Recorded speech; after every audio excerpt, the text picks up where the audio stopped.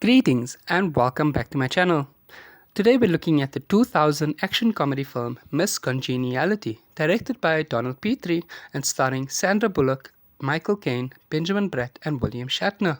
Let's begin.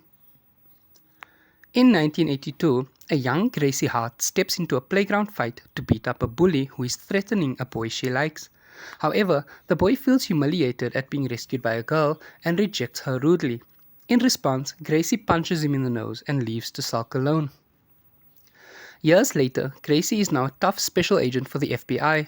During a sting operation against Russian mobsters, she disobeys her superior's orders in order to save a mob boss who appears to be choking, which causes one of the other agents to be shot.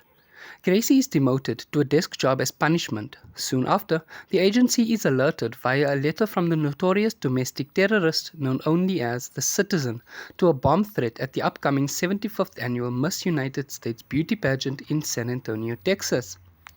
Gracie's partner Eric Matthews is put in charge and he relies on Gracie's suggestions only to take credit for them himself. One of Gracie's ideas is to plant an agent undercover at the event and reach the top 5 so that they have access to everything in the pageant. When all possible candidates are deemed unfit, Eric suggests that Gracie take on that role, replacing Miss New Jersey, who was to be disqualified. Beauty pageant coach Victor Melling teaches Gracie how to dress, walk and behave like a contestant. Although she was initially appalled, Gracie comes to appreciate Victor's thoroughness.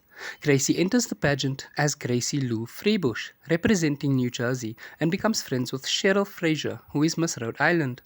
As the competition begins, Gracie impresses the judges during the talent competition with her glass harp skills and self-defense techniques. Several suspects are identified, including the current competition director and former pageant winner Kathy Morningside, her assistant Frank Tobin, the veteran MC Stan Fields, and Cheryl, who has a history of being a radical animal rights activist. Gracie accompanies Cheryl and other contestants as they spend the night partying, where Gracie tries to dig into Cheryl's past, but inadvertently learns from the others that Kathy's past as a pageant contestant is suspect, including the fact that she won after the leading contestant suddenly came down with food poisoning.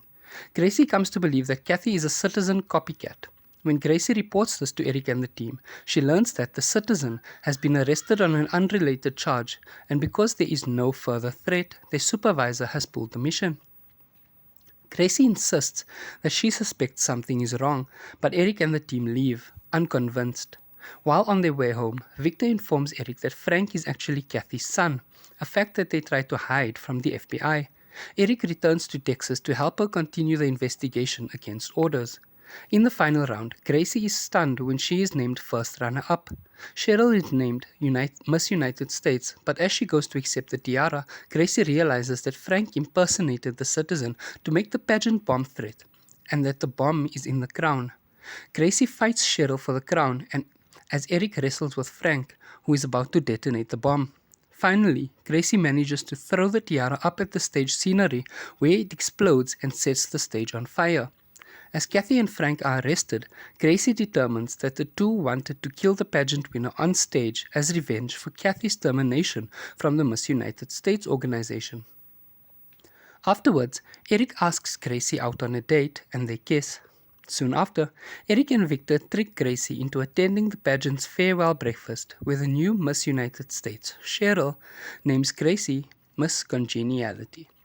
If you enjoyed this movie, please give it a thumbs up, leave a comment down below letting me know which movie you'd like to see me do next, and what you thought of this movie. Thank you so much for watching, and goodbye.